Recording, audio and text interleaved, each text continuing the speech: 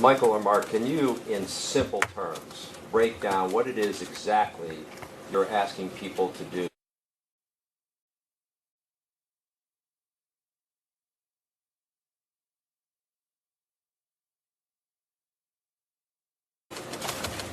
That's for Mike. In the end, it's a matter of looking at the ballot and the tabulators agreeing on either a hand count. In a hand count, the tabulators agreeing what the vote is, or examining the ballot and putting it back into the voting equipment. But before that happens, there's a series of steps that they have to take to reconcile other election materials, to look at the poll list, reconcile poll list, look at absentee ballot materials. So the actual working with the ballots is not the end of the story. There's a lot of other technical steps, procedural steps that they need to take to ensure that the number of voters that are marked on the poll list as voting matches the number of ballots that are being counted, a number of checks like that. Where in the state, what counties specifically are you hearing that are going to have the most difficult time getting this done by December 12th? Well, many of the county clerks were not around when we sent the two emails, and so we haven't really had a chance to hear much feedback from them except for the clerks that immediately responded to our request for estimates. So in general, I think we would expect the most populous counties. They have the most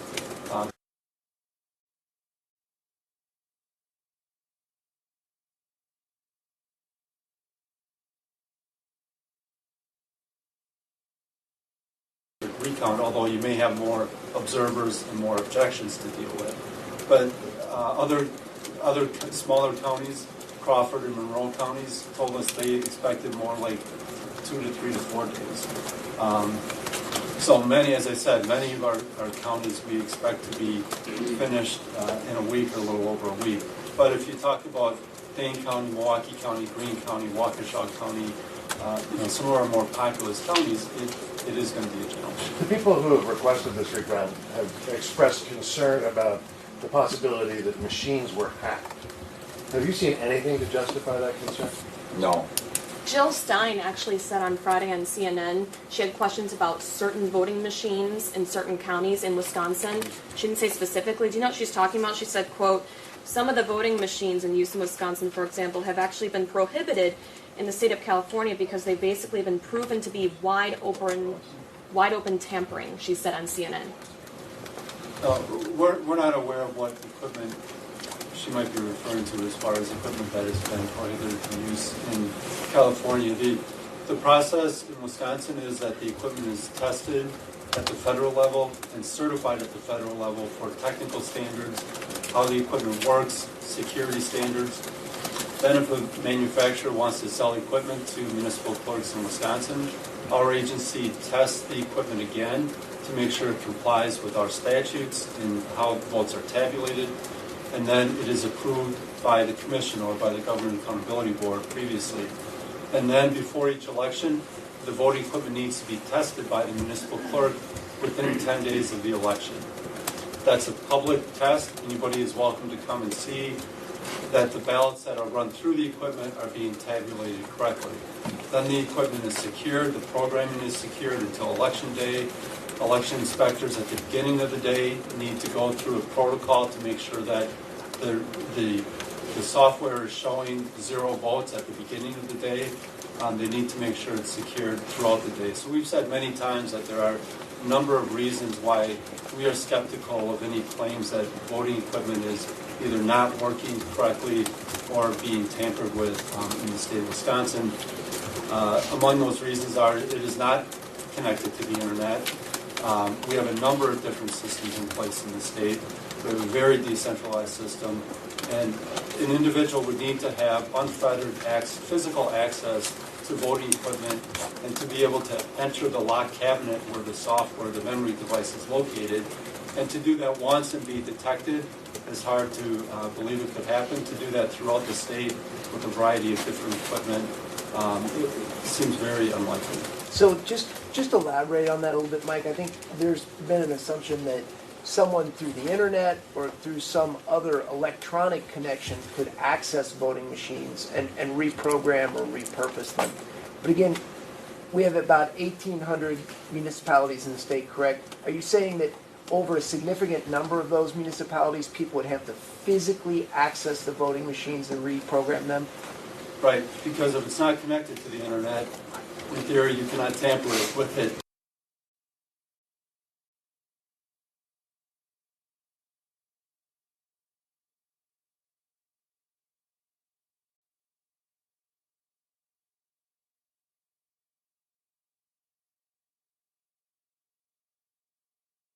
Authorization limited to only personnel within that office, and there's processes where tamper evidence seals are put on the equipment immediately after the public test. That's verified before the polls open, and again after the polls close. And in Wisconsin, for any of the touchscreen voting systems that are used, state law requires that we have what's called a voter verified paper audit trail, and that's the official ballot, and that's what will be used for the recount throughout the state. And we might as well, I guess, address the claim or the theories that the equipment has programming in it that is automatically triggered on election day. Again, the people who program the equipment are either the county clerks or the equipment vendors who are authorized to program the equipment. So you need to believe that those individuals are either intentionally or unintentionally installing some malware that is going to be triggered on election day and not be detected through any other process that we've described. Just to elaborate on one last thing, in many cases these machines are quite old, correct? I mean, which is another issue entirely. But I mean, in certain cases the vendor would have sold it to us many years ago, right? Correct, yes. Many of these systems were required as part of the 2002 Help America Vote Act, and so in many of the rural locations, these touchscreen systems were purchased to provide accessibility to individuals with disabilities. And these are jurisdictions that have historically always hand-counted paper ballots, and many of these same locations, even though they now have touchscreen voting systems, will still have had voters vote using paper ballots. And so with the recount, we'll tabulate both ballots that were counted by hand and then also ballots that were tabulated by the electronic voting equipment. So someone would have to tamper with each machine. There would be no way to access multiple voting machines to tamper or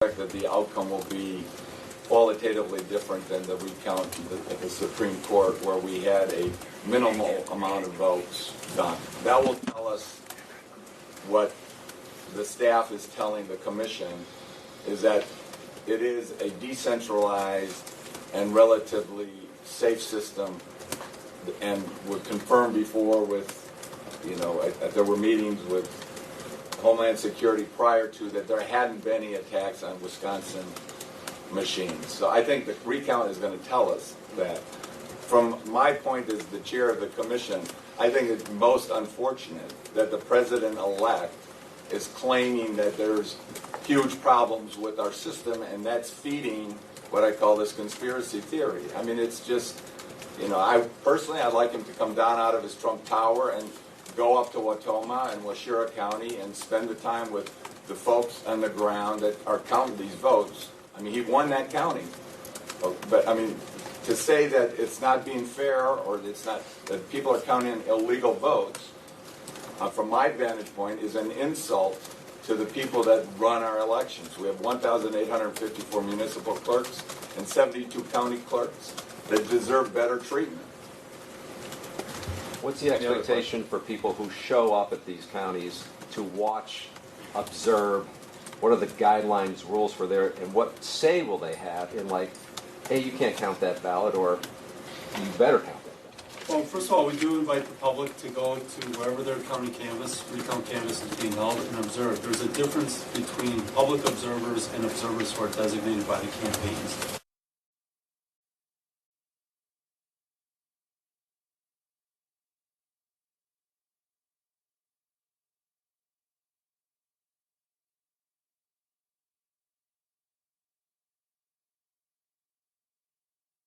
For further review or possibly to object to those ballots. But so in this case we have 7 candidates. There may be 7 different representatives asking to look at a ballot and decide whether or not they want to raise an objection. And you had DOJ on the phone. What role do they play in each of these retabulation or the recount?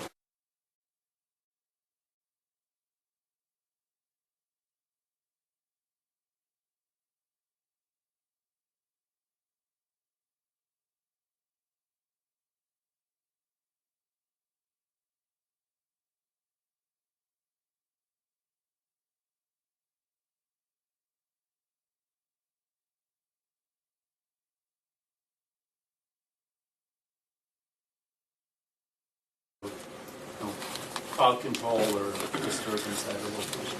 Can you address the specifics? The chairman had a harsh criticism of President-elect Trump, which may or may not be warranted. Would you have the same? What would your feelings be about the candidates who are calling for the recount? I mean, after all, the president-elect is not the one putting Wisconsin through this. My comments are the same. I think ultimately, at the end of the day, the count is going to be the same. And the reason I make the distinction is because I'm assuming that the president-elect is going to be the president. And what the president says about our system is very, very important. Much more important to me than, no disrespect to Ms. Stein, but she got 31,006 votes. So, someone has the bully pulpit and somebody has impact on our citizens' right to trust what happens, down the block at their polling places. And, I've never seen this kind of attack on poll workers and how this system works. And I think it's just, we're going to play it out, and I'm confident that the president-elect is going to win. And we're doing everything we can to make sure that it's timely and it doesn't impact the Electoral College. Could you address the specifics of how the recount will take place for the votes that were cast on these electronic voting machines? Because that seems to be where some of these issues have been targeted. And can you just talk about that? It sounds like it's going to involve examining a paper trail. Exactly. And when we talk about the electronic equipment, we're really talking about the touchscreen equipment, to put it in more common parlance.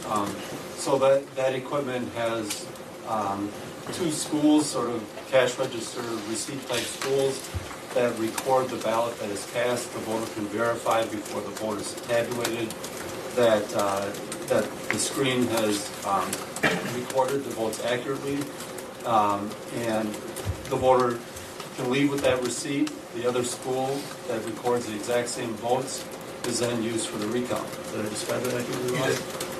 And so in that case, those votes will be hand counted.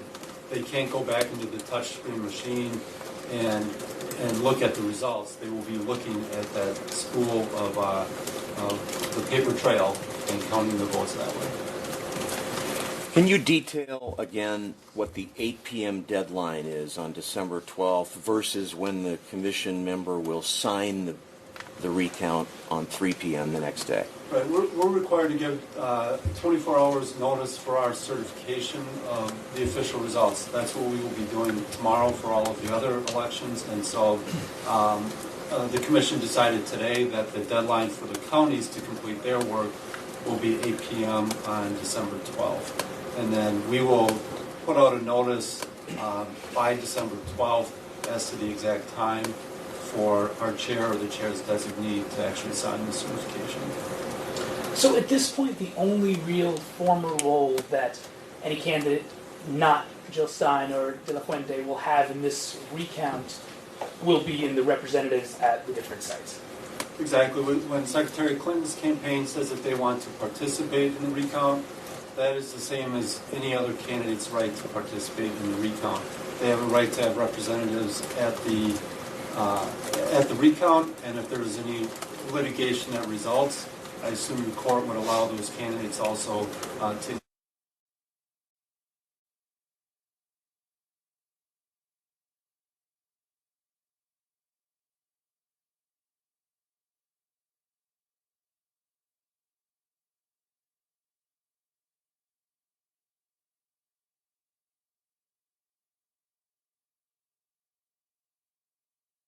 who might want to volunteer their services to be hired as one of the tabulators. Nor that it means that they will be paying for the recount anyway. Exactly. They are not required to pay for the recount. Let's just take a couple more questions.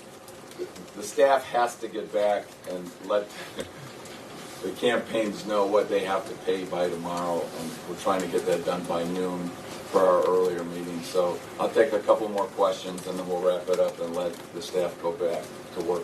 But to clarify, looking at each ballot, can Clinton, Stein, Trump, anybody else say that ballot shouldn't be counted or that should be counted? And how will you determine who's a representative of those campaigns at each county seat? So those representatives are required to let the canvass board know, I'm the primary representative, this is our secondary representative, and yes, any of the campaigns can object to a vote, and then it's up to the canvass board to make a decision how that ballot is to be interpreted. And I mean, this happens in every recount, so I mean, people know how to handle those issues. One more question? Mike, if you could go over what scenario would trigger, I know you mentioned judicial, what would trigger a hand recount? As far as a court order? Yeah. The standard in the statutes has three parts. One is that there is reason to believe that the voting equipment tabulated ballots inaccurately or may have. Secondly, that a